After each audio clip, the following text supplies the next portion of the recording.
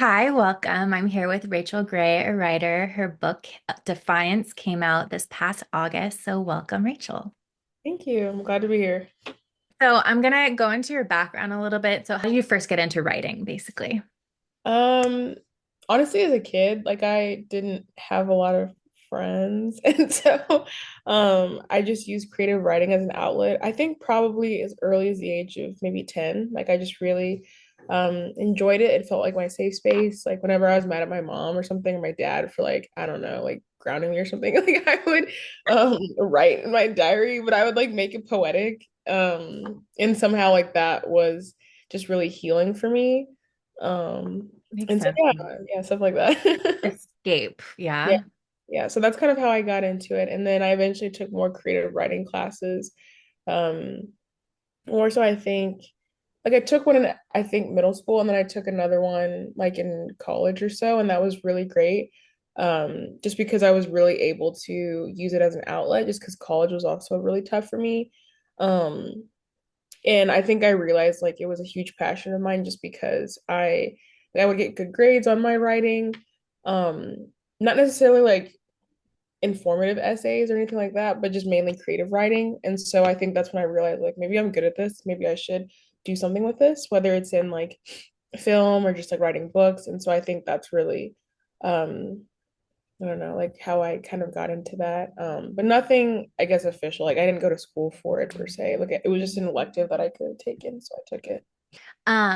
Do you remember like the first like thing that you wrote or like imagination, kind of like a different world that Yeah. you like thought up? Okay, so I remember being like in fourth or fifth grade actually, and I would wake up like before the sun even rose. So I don't know, maybe 5 or 6 in the morning, and I would just create a story about I don't know if you've seen the movie The Gray with Liam Neeson, but it was some weird Yeah. story where they're out in a frozen tundra. I can't tell you what it's about, but I remember being obsessed with the story, and I Okay. got like a notebook and I just filled it from like front to back of the pages, and I don't know, I just kind of poured my soul out into it, and don't know where it is now. Don't remember what it's about, but I just remember being so excited. So that was the first one, and I don't know. I'm pretty sure I did like a zombie apocalypse one in middle school because I was feeling edgy, and that's when a lot of movies like Divergent came out and like Maze Runner, and so that was like the whole dystopian zombie era that I was That makes sense. Yeah, that's right. in. So yeah. What are some of your other influences for your writing? Yeah, I think currently, I actually use a lot of film. So, like, even in writing my book, I watched a lot of different films that I grew up really liking and just having like deep responses towards. And so I would create like a YouTube playlist of all my favorite scenes from different types of films, and Ooh. I would rewatch them over and over and over again, kind of figuring out why I would have such a deep reaction, and then sort of like outpouring that into my own writing. So yeah, like I think that's probably what it is like a lot of my films or also like books that I grew up with. Like I was really big into Edgar Allan Poe growing up. And so I would kind of go back and read some of some of his short stories and like kind of find out what captivated me so much through it. And so yeah, I think Edgar Allan Poe and then a lot of my favorite films like mesh together. So Interesting. Is there like a theme at all with like what you're like drawn towards within like your favorite films and Edgar Allan Poe? I'm trying to think. I really like stuff that I don't know, because I feel like a lot of artists and writers do this, but I like to feel like I'm actually there. And I know that sounds kind of like obvious, but I don't I don't know, like some of their stuff would just take me there more so than other films or writing. And I think I just really love when people think outside of the box to immerse you in the story. Like really you can tell when someone has really considered the viewer and like or the reader and their viewpoint, and so I think that's really what drew me because all the movies I'm thinking of, they're also different, and also different from Edgar Allan Poe. But I think one thing they all do is they consider the viewer. Mm, They're very, I think, intentional. So, I like that intentional. What's your writing process look like? so I think, like I mentioned before, like watching the films, but The funny thing is, with my writing, I typically know the beginning and end for Oh, certain. The middle's a little bit hard because it's like you kind of have to like connect the dots. But I typically don't start writing until I know the full story. And I think the reason why is because I can get really sidetracked and I'm a bit of a perfectionist and still pretty much an amateur. So I like to have it all written out, fleshed out. And then I have to get on a page. Like I have to know it in my head, get it on the page, and then I'll start editing it. Like I try not to edit before I fully put it on the page, if that makes sense, because then it just gets too much. But yeah, I think that's kind of like my writing process. It's definitely how it was for the book as well. I like funny enough, I knew the story from start to finish for like it's supposed to be a trilogy, but I knew the start to finish for all three books before I even wrote it down. oh wow. Just because like I knew that since it was supposed to be like intricate, like a mystery, like all that stuff, like I felt like it had to connect and like I had to at least have answers to questions in like book three, or else it wouldn't make sense, or like there would be a lot of errors, if that makes sense. So As yeah. yeah, like I guess it's kind of like my writing process where I have to have it in my head. Not just the words, but like I like to have it almost like a movie where I can see it scene by scene by scene. So that because if it's immersive for me, if it's like spectacular to me, hopefully it's spectacular to others. So, you know. Yeah, I mean, like, because it's interesting hearing like you say like you already have it like full in your head. And like one of my questions was like, do you plan everything in advance or do you like add more details when you write or do you like edit while you're writing? So it's like interesting because I know I've like, I mean, I remember writing things and it's just like, oh, that needs to be fixed and like not even done yet. So I feel like it's good. It relates to this other conversation I've had for like writing a song too, um just get the like draft of it out and then go back because like you're in the flow of it. Would you say it's the same, like you're like you got to get it all before you can like go like a nitpick? Yes, absolutely. And like I think also speaking of flow and music, there are certain playlists I have dedicated to like the imagination stage, to like the editing stage, to just, Ooh. like the proofreading stage where I'm just constantly like reading it over and over and over. Like I have specific songs that I listen to because I Mhm. feel like it inspires me for each chapter um of like the stages. And so yeah, no, but I totally agree where it's like I have to kind of at least get it on paper and then I start editing because if I do it, I don't know, like the other way around or kind of like jumble it up, I get really frustrated with myself and then I stop. So yeah, I agree. Kind of like not letting the perfectionism take over in the Right. moment. Right. Which I do a lot. So Do you handwrite anything ever or is it kind of just keyboard? yes, no, I actually handwrite a lot. The first book I did, I hand wrote the entire story. Um, and then I went and bought another journal and outlined the entire story, which is Oh, kind of like, I don't know, it's kind of like I did it in reverse. But yeah, so I hand wrote the entire thing. And like, funny enough, I hand wrote it in 2020, like right before we knew what COVID was. mhm. Um, I went home on spring break from college. And I don't know, like my parents were really big on me, like, making money. So like I went back to this job I had in high school and it was just a really mundane job where I was just cleaning chairs basically. And so to pass the time, like I would put in my AirPods and I would like I got the story in my mind, and so I would write it down by hand. And yeah, I think like that was really, I don't know, like an important process for me to be able to get it out like myself before using a keyboard. Like it feels more special sometimes when I do it that way first. It feels more intimate. Because I couldn't really like spell check myself. Like it was just me purely writing the story, you know? So yeah, like I wrote the whole thing, I think in about a month, like as far as like the whole idea of the story. So Gotcha. How has your process evolved? Like you can like say from maybe from first book or even since middle school when you had creative writing classes? That's a really good question. I haven't really thought about that. Um,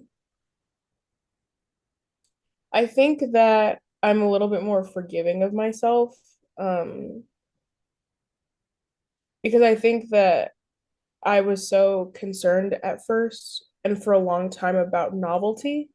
Mm. um and just about, is this new, is this unique, like is this good, like I would constantly type in tropes, or like I would Google search like different nuances in my book. Yeah. I would be so afraid that someone else already thought of it. And then I finally realized that like my obsession with novelty was sort of hindering my creativity. And Oh, so I finally had to realize like my creativity is the most important thing. And I think it's unique simply because I wrote it. It doesn't matter if, someone else thought of the same thing. Like it's going to be different because it's not word for word, and it's because it's my idea. Whether it's fresh or not, it doesn't matter because it's still special because it's mine. So I yeah. think Your that, perspective. yeah, so I think that's really what has evolved over the years, because I really was like I was so paranoid for like months, and so I finally had to let it go because I was like, this is ruining my mental health. So That's so funny. So you knew since like when you had the story of like Defiance in your head that it was gonna be three? How did you know that? I think I've really been thinking about that lately. Like, how did I know? And I really don't know the exact answer to that, other than the fact that I realized, like, after the first book, I was like, this is too long to, like, this whole idea that I'm having, the theme is too long to just put in one book. I feel like some authors can do that really, really well. And since I'm an amateur, I was like, I can't do that. Like I don't know if it's I don't think I can do that. I don't know if it's like captivating enough. Like I'm scared. So I think also I don't know. I think with the story itself, it can be so intense at times that I felt like I needed to break it up as well. Um, yeah, I don't know. I think also because of my life experiences and because of the direction I wanted to take the book, I realized that um I don't know, like it felt more like a journey than a one and done kind of thing. And I think I really wanted it to sit with people, because sometimes I feel like when a book is just kind of like a one and done, I feel like you may not be able to see the full progress or like the full process of the characters. Um, And so with a series, you get to kind of like read something, take some time off, and like reflect on what they've learned, what you've learned, and then you kind of like come back and explore their life journey, um, and see how that I think impacts yours as well. So I think maybe like along the way, I was like, yeah, trilogy is great, but at first I was like, I don't really. Yeah.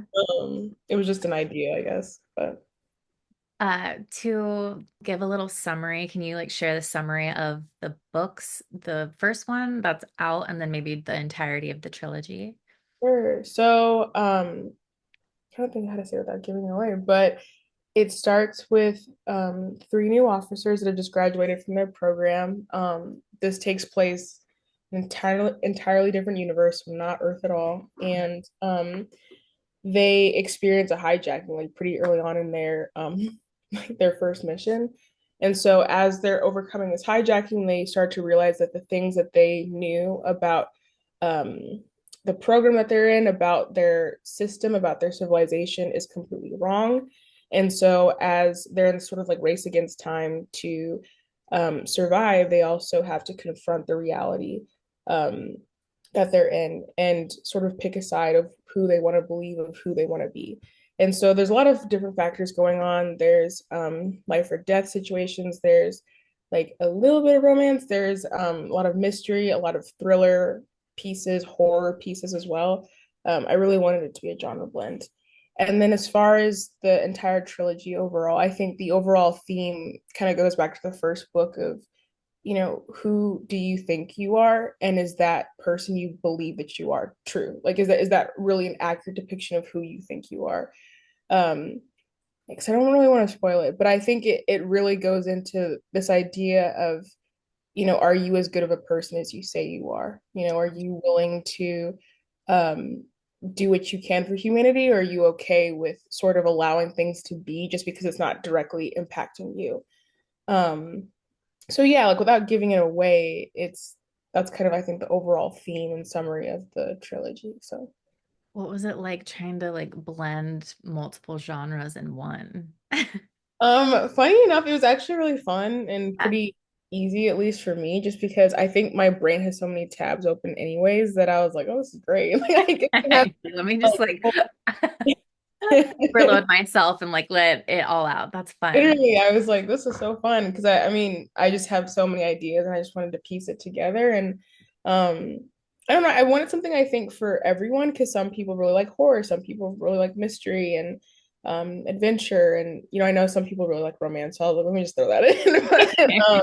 But I was very intentional, I think, with all of them, and I really like the way that it's blended, just because I don't, I don't know, like I don't find it. I mean, I wrote it, but like I don't find it boring because Yeah. I'm just adding so many different elements into it, and yeah, I just really like adding a different blend so that people are kind of like surprised as to what happens next. So, Do you think you have like a personal relationship with your characters? oh, absolutely. So, like, it's kind of funny because I think after I wrote down the rough draft, I was like, oh, this person kind of reminds me of me. And I think like I hated that at first, but then as time went on, I was like, no, I kind of like that because I feel like it adds a little bit more credibility um to what I wrote. Because I just feel like if I just kind of pulled something out of the ether and like didn't make it personal or personable, I feel like it wouldn't have really resonated with a few people. And I remember one of my beta readers read um the book and she was like, wow, like your dialogue is really natural and organic and it feels real. And in my head I was like, yeah, I mean, yeah, it is, because like it's like based off of actual experiences I've seen or I've experienced. And I think it's just because I really wanted it to feel um I don't know, like people could relate. So yes, I definitely do. Like there's some, I think, dialogue pieces or just like scenarios where like I've definitely lived that. And so I just had a kick of like putting my own additional personal flares to the writing by making some characters a little bit similar to me or people that I know. So Oh, that's so fun. Like, because I haven't even written a story, but I'm like, I'm sure there's like a unique relationship with all of the characters. oh, absolutely. That's fun to think about just in Mm, general. It's the most unexpected way this book has changed how you see the world, or mm, has it at all? that's a really good question.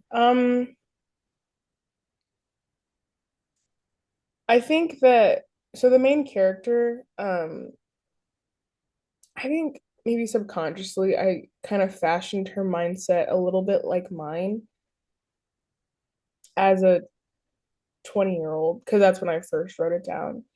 And I think it's so funny, whenever I was in the editing stages, I would go back and reread and reread.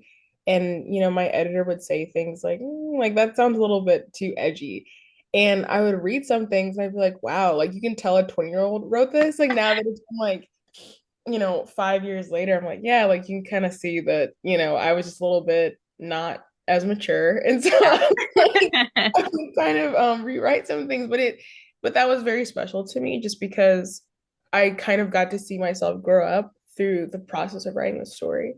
Um, and one of the things that the character struggles with is this idea of the universe being unkind, of just like life being so hard. And so she has a very cynical perspective on the world. And I think that that kind of has coincided with my own experiences. And so one of the reoccurring, um, I guess, themes is that the universe is much kinder than you believe it to be. Mm. And that's something that I think she learns throughout each book.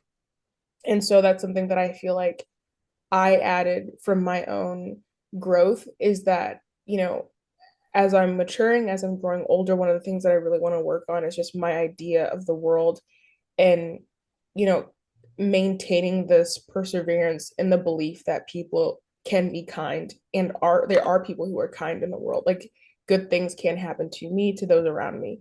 So I Mhm. think that's one of the ways that writing this book has, you know, kind of opened like this thought that the book helped me with, like opening myself up to. So yeah, I think that's one of the biggest things. And then also just, like I said, like being 20 and writing it, like I there were so many things where I was like, that's just so wrong. Like as a like a point of view, like that's just so like weird. So I had to kind of change her because I think the very first draft I had of her, she was so mean. Like I remember I had my dad read it and I was so excited and he was like, "Yeah, it's great. It's just she's really mean. Like she's just a very mean, very violent, rude person. Like can you like why is that?" And it's so funny because I was like, I don't know. That's a good question. But I Did didn't you realize that that was coming from personally me.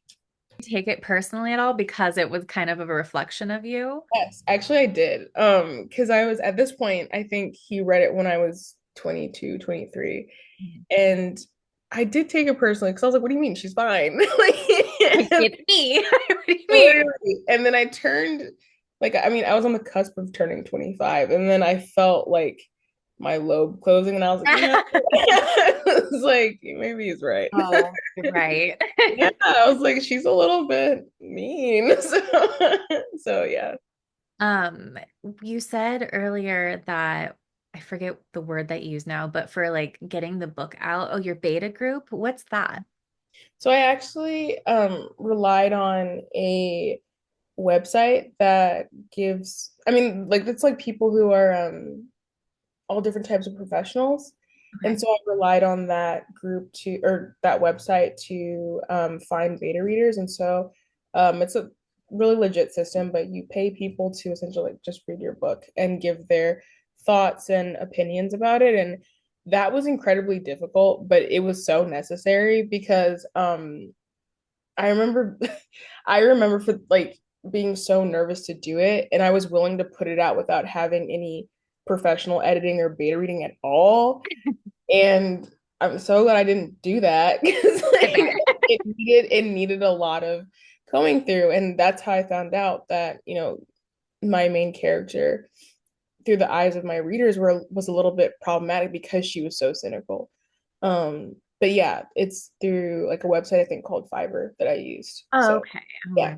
that's cool. That's so cool to think about how Mhm. it was like the rest of the making the book reality. How was the rest of that process? Like, I guess emotional and like the years worth of like your growth, as you said. What was that like? Um, it was honestly like without being silly, like it felt like my baby in a way where I was sort of like nurturing it and like, you know, I guess tending to it. And so I think that's why I was so reluctant to release it because it felt like I was giving my child away to the world. And like I had grown with it for about like 5 years. And so it was really hard for me to let it go because I really enjoyed writing it. Not so much the editing, but I really enjoyed writing it. Because it, again, like going back to how I felt as a child, like it was my form of escape. And so every time I would read it, I would get this like movie visual in my mind where I was like, yeah, that's exactly how it looks. And so um it was really, really fun, until the editing part, but it was really, really fun. And I don't know, like it, especially like as a really young adult and being in my very early 20s, I think it was really nice to like go out, experience like the work life and just the difficulties of, I don't know, life itself. Because at the time I was living on my own in another state for my family. And so it was really kind of the only sanctuary I had to really put all my thoughts onto paper and like to add in things that I had been learning or experiencing as a young adult. So it was really fun. And I kind of miss it, to be honest. Have you started working on the second one? Bits and pieces, like I've done more so like outlining or trying to make sure that I like all my T's are, crossed and I's are dotted and everything, just because I don't want anyone to read and be like, well, actually, like, like this is wrong. So like, that's like one of my biggest fears. So I have not as I haven't been able to dive all the way in just because I've been doing other types of projects and work, but yeah, it's it's getting there. Luckily, like what's crazy about I don't know, I guess just the space I hold for my brain is that I can still like recite it from start to finish without using notes. But I think it's just because of all the days and weeks of months of just me like going over it in my head. Mhm. Um, so yeah, so it's not really going anywhere, luckily. It's just, having to like flesh it out on paper and then type it up. But How has being a published author changed your relationship with reading other people's work? I know you said like the novelty helped you, but now do you like see things differently, like on the other side of being an author? Yeah, I think for one, um, I look at typos differently just because when I was a kid, I used to read a book and I'd be like, this is a typo in it. And I was just so opinionated. But now that I'm older, I'm like, well, it makes sense because it's like you'll read something over and over and over and not catch the typo. I Yeah. don't know why, but I think it's just you eventually become like, like the term like nose blind. It's almost like that with like reading your own work. So there's that. I think giving authors uh space to like make mistakes because it's like it like one or two typos doesn't take away from the book itself. Like Right. it's a mistake, you know. And I think also just really appreciating people's creativity, um, because it's like it's so difficult to sometimes like connect with readers and to immerse them or define a story that is not only relevant but is timeless, I think. um I think that's kind of really difficult to do just because people can be finicky, people can be all sorts of things. And I definitely have a new respect for writers now than I ever did before, because one of the things I stressed about before releasing my book is that I was so afraid that we've come to an era where people don't want to read, like people don't want to read anymore, or if they do want to read something it's like like a certain type of book. And so I was just very nervous about releasing that, and I don't know, I was just disappointed in myself. But I don't know, like I really feel more confident now that I've read other people's work, different types of authors. Like it's made me more confident in my own artistic style. So That's good. I feel like that's reassuring, like after the first book, especially. So now you're just like kind of have a different sense of ease going into like the next two and wherever we're heading or you're heading after yeah, that. Uh, absolutely. how do you handle the like emotional toll of writing an intense or difficult scene? Like, does it take a personal effect on you, and how do you kind of step away from it?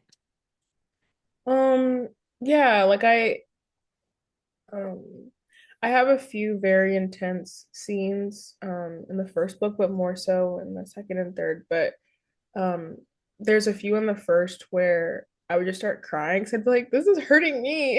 Like it's not necessarily like real things that I've gone through, but I think the sentiment that the characters feel I can resonate with, a feeling of abandonment or loneliness, or the people that you thought were your heroes are actually some of your greatest ops. And so I would write it and then I would go cry. And I would kind of like recover, and then, I would stick with it and keep writing. But I think it was really important to me to sort of include those things that were hurtful to me, at least like the sentiment, just because I think that's what makes it more human, and hopefully giving people the ability to connect. I do remember like um so a few of my readers were like, wow, like this is really hard and intense, but this was necessary. And so I really appreciated that feedback because it let me know that like my emotions um are valid, and I'm sure that like other people will be validated as well by that. So That's so like it's interesting to think about, I guess, because I'm not an author. So it's just like, oh wow, like it made you cry. Do you ever like talk to the characters, or are the characters just a part of you? um I don't know, I think the characters are part of me.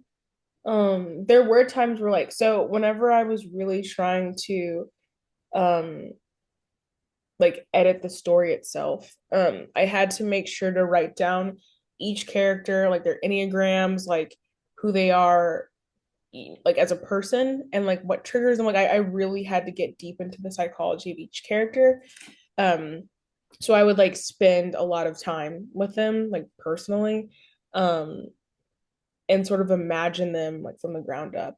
And so I didn't necessarily like talk to them, but I really did. Like I would go out on like almost like dates with them where it was like all in my mind, if that makes Yeah. sense. So not talking, but just like if I was sitting down with them in my head, like what would happen. So hopefully that's not confusing. But yeah, like it was just I had to spend a lot of time with them in my head. So Interesting. I feel like I'm just so fascinated by this because I'm just like I'm not like that, or at least I don't think of it that way.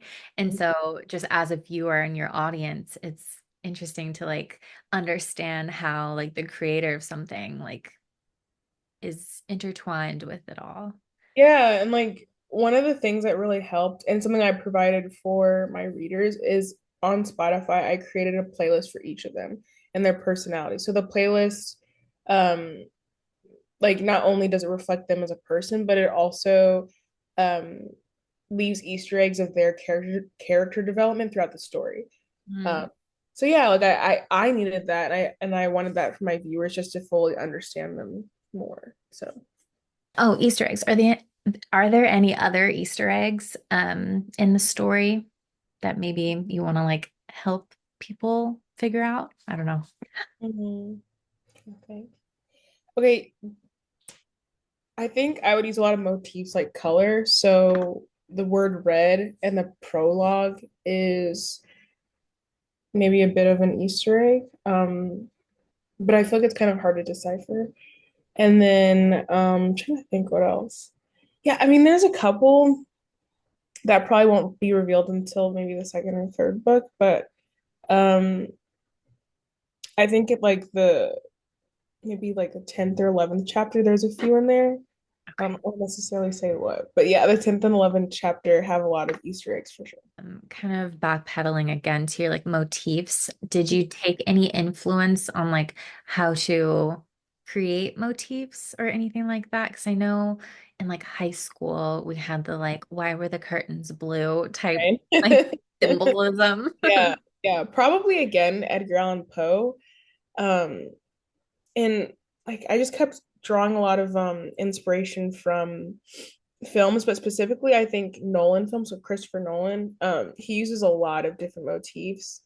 Um, and then also I think I use a lot of ideas from composers because a lot of musicians use motifs in their music, and it's kind of one of the things that like is their signature, I feel like. And so I really would listen to a lot of different like film scores because even though the each track had like different types of I don't know, flares to it, they would still have that signature theme in a way, or just something where it just felt a part of the big picture, a part of the main theme. And so I think I really wanted to do that in my book of like one of my characters has like a nervous tick that she does, and I really wanted that to be highlighted through the books just because I want people to sort of catch on to like when she does it, why she does it. Mhm. Um, does it fade away? Does it keep going? Does it progress? Like I wanted people to really focus in on that and just her overall development as a character. So yeah. Like you saying that, are you watching or have you heard of The Penguin? Yeah, I'm on episode 3 and I really love that show. It's really good. It's really, really My good. friend and I are watching it and we're really enjoying it, but kind of in that similar thing, seeing one of the characters, what's his name? Victor. He has a stutter. I don't know for anyone who hasn't watched it, but he has a stutter, and you can tell with that type of thing, it gets worse in certain situations Right. and is not as present in others. So it's like interesting Right. watching that, how you can incorporate that into a book. Yeah, absolutely. And I think like speaking of which, like that whole Batman universe was a huge inspiration for me as well. Like with the Robert Pattinson one, like there were so many different themes with color, with music, and just like sound design where I was like, wow, like that's really impactful. Like how can I incorporate something like that in my book? So yeah, the Penguin's good. So Okay. Is there anything completely unrelated to writing that helps inspire your storytelling? I know you said your playlist, and if that's the only thing, then we can explore that. I'm trying to think. Honestly, so like with films, but I would go back and watch like my childhood films or just like films that as a kid scared me that had no business being scary. Yeah. Like a prime example is I was so terrified of like Chitty Chitty Bang Bang, The Wizard of kitty Oz. guy is scary. The collector guy. Because I mean, it's just really scary. Like as a kid, Yeah. I was Like like, he's coming to get me. oh, literally. Also Hook. Like I have never seen the full movie Hook because I was so scared of that guy that gets thrown into that like treasure chest thing. Oh my God. Like with the I don't know if they were like scorpions or something, but I would just go back and rewatch films like or like clips of that. And I would be like, why was that so scary to me? And then I would sort of like take my reactions or just like what made it so scary and then try to find a way to capture that same feeling and put it into my story. Um, so that, and then I think being outside, like being outside was really helpful. Or like if I ever, not that I had a lot, but like if I ever got into an argument with someone, I'd be like, I'm writing this down. Like I'm You're using, keeping a mental note right no, now. exactly. I'd be like, thank you for the creativity. So, yeah, like stuff like that, or just like really, I don't know, like I feel like I'm prone to just like really embarrassing moments. Like I just have them a lot. And so anytime I would ever experience something like that, I'd have my visceral reaction and then I'd be like, this is good for writing. Like I mean just like life experiences and then just different songs, different movies, um like being outside. Like I think that really tied it all together. But For your playlist, like, so they're different for mhm. like what phase you are. What's the difference? If you want to share some songs, you can. Yeah, so when I'm in the creative process, have to do I don't know how to explain this. So like I take a lot of music from like Nolan's movies, so they're very like a lot of like violins. Like it has to feel like I'm in the book itself. So whatever that, sounds like. So I've taken like a lot of soundtracks from like war films, from like a lot of sci-fi films so that I feel like I'm in the movie. That's Or the pretty book. cool. I like that a lot. I like sort of like immerse myself. And Yeah. then I'll just write and write and write and write. And then through editing, I have to do like classical music. So I then switch over to like um not necessarily Mozart, but like along those lines, or like I do still use like film composers, but it has to be like a certain rhythm per se, just because it like I don't know, for some reason I just can't do both. Like it has to be like no words and I just have to like it has to be classical and like simple so that I can like focus and like edit. Uh, Yeah. and then whenever I'm just kind of like reading through it again, I'll kind of go back to that playlist where it's like a sci-fi.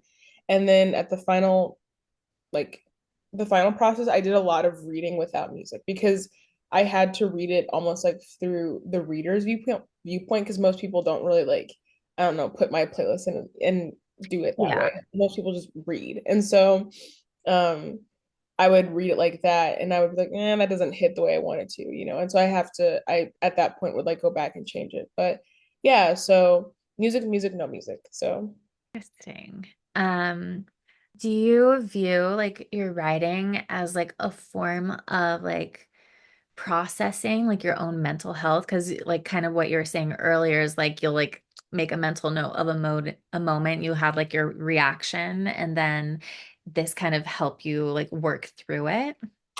yes. I'm trying to think. Especially for I think like the romance scenes, which there aren't that many, but for the little that I added, it was very healing for me to be like, now what would I've done instead? Like how would I have processed this better, or how can I continue to process this? And Yeah. I really wanted to put in things or like conversations I've had in real life, or just like that I've witnessed, because I really wanted it to not like I said before, like resonate with other people. But I also was like, this is really good for me to take some time to heal. So and just like not like almost like using myself as a big sister and like retrospect and like looking at stuff that I wrote when I was 20, I was like, like as your big sister, like let me come in and offer some insight. Yeah. And that was really healing. Like I felt like a time traveler in a way. And so um yeah, like or just some of the very emotional pieces that aren't necessarily about romance, but just other dramatic elements. Like it was really healing for me. Especially like I said, circling back to this idea of the universe is mean and evil and just like people are not kind. Especially like whenever I would have really great experiences with other people, I would go back and kind of edit some of the dialogue where people are gentle, where people are kind, and they're not exactly who I expected she expects them to be. So that was really healing for me for sure. There's like a constant in some of the questions that I ask. And so it tends to seem a lot like mental health and then kind of like getting the creative idea is, would you agree that you're kind of creating like just mainly for yourself? And then if other people enjoy it, that's like a plus. Yeah, for sure. I really struggled with that idea at first. I was like, no, like that sounds selfish. But then I was like, no, like um growing up, I never got to see like a black woman in a sci-fi horror adventure film where it wasn't like, I don't know, it wasn't stereotypical. Um, growing up, we had Avatar. It was always on, and that was like the first time I ever saw someone black in a main role. Unfortunately, she was blue, so it didn't really. But I remember being like, yeah, like, Like it's there. yeah. And then she did Star Trek, or she had also done Star Trek, and Guardians of the Galaxy, where she was green. But like either way, I was like very happy. Yeah. Um, but really, like since then, I hadn't seen a lot of that where like a black woman was the main character and had agency, and I really wanted to add that, like for myself, for my siblings, for other black women and little girls, young adults, everywhere. And so I eventually was like, no, this is for me. Like this is in a way like a gift to my younger self, my childhood, and then hopefully other people can relate it and be inspired and be happy that um they're black. And I remember my dad had read the prologue, then he read the first chapter and he was like, wait, like they're black, like that's really cool. And he himself was very surprised. And I was really honored by that just because I don't know, like I really do, like I said, I do it for myself, but I also do it for people that have been yearning and hoping for something like that. So Yeah. yeah, I definitely do it for myself and then do it for other people for sure. I think that's especially important, like to make the stories that you wish you saw or read when you were little. So that's like an even bigger connection to like do it for little you. Absolutely. So you have your two other books coming up. Are you, as you're doing that, is there other worlds unfolding in your head? Actually, yes. Like I originally only wanted to do a trilogy, but now I think I'd like to do a prequel, Hmm. um, and go that route, which I feel like it's like kind of like, yeah, of course. Like it's kind of difficult, but I really do because I never really like in the trilogy, I don't plan on having like you know, like this whole big thing of exposition where it's like, this is why things are the way they are. I just felt like I just wanted to drop people in the moment and just kind of take off from there. But I think a prequel would be really cool and kind of consistent in this idea of like, how do people become villains? Like, how do people become apathetic? Why are they apathetic? Um, what's a monster? How do you define a monster? Things like that. Yeah. And so I think I've now decided to maybe explore this idea of doing a prequel, but further down the line for sure. But I gotta finish the one no, before. for real, like which is an issue that I have for sure, just like doing multiple projects and instead of just sticking with one. So Is it, I feel like it would be kind of easy to like put the puzzle together to make a prequel because it makes sense. It's just like you dropping someone in, and then as you're creating something, you're like, well, yeah, I could show you what led to all of this. Like that, it just reminds me kind of like the Hunger Games, A Ballad of Songbirds and Snakes. I haven't seen it, but like I know about it. It's on my to watch list. yeah, that's why I was like, no, I think prequel would be in order for sure because I don't know, like this is important, I think, for at least my readers to know about my villain is that I don't take too much time humanizing him throughout the trilogy. And that's completely intentional because sometimes I feel like some stories humanize um, certain villains so much that people start to connect with the villain more than the antagonist. And there's some villains where it's like, yes, like they're a person and everyone deserves respect, but there's some choices that they make that sort of, like we shouldn't be able to connect with that. And Yeah. so I think in the prequel, like there's a certain point where I hope viewers or readers are like, I connected with him until this point. Like I can sort of understand where he's coming from, but he took it to an extreme. Like I Mm. want there to be a very clear defining moment where people are like, no. And so that's why I don't really take too much time, at least in the trilogy, to be like, oh, like he was hurt, like all that other stuff, because I don't want people to be like, yeah, he was right. Like that's not the point of like Yeah. existence. I want people to really follow like the people impacted by his behavior, not so much him. So, I mean, like it kind of goes off what you said of like how is a monster created, and it's just like there's a line exactly like you said. yeah.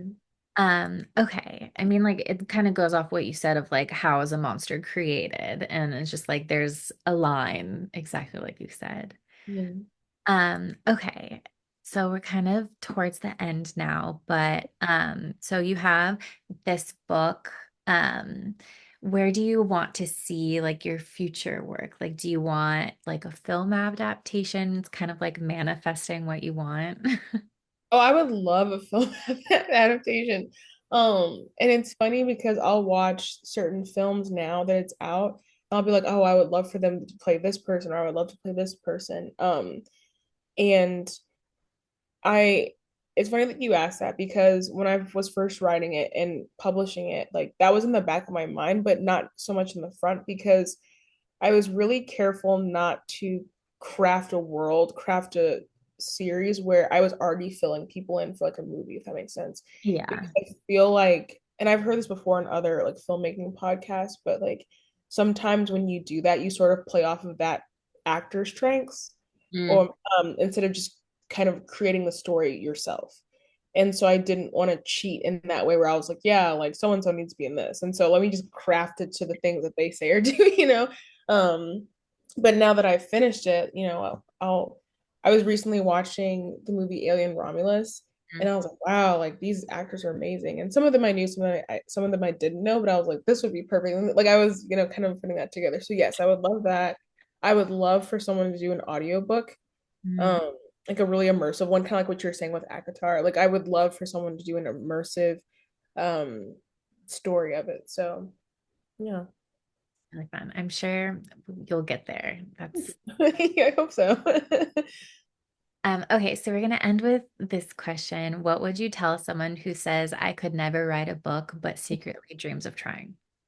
I think give yourself more credit, honestly. Like whenever people find out that I've written a book, they're like, "What? No way! Like that's crazy." But like I don't know. I think that's kind of how I feel sometimes about people who do like TikTok platforming, where I'm like, I could not, but it's like I just don't give myself enough credit to, but I could do it, and I'm sure that with the right amount of consistency and with creativity, that whatever it is that you're meant to do, I think that you should do it. And like it's not going to be perfect at first. Like it literally, this book sat with me for 5 years. Like that's quite a long time. And some authors it takes even longer, depending on the route they take. And so I think that something that I've been really focusing on now that I've moved out to LA and I'm pursuing different types of projects is like the thing that I want to do, um, like it has to be higher than other obstacles. So like my passion for it, for example, like my passion for my book has to outlast like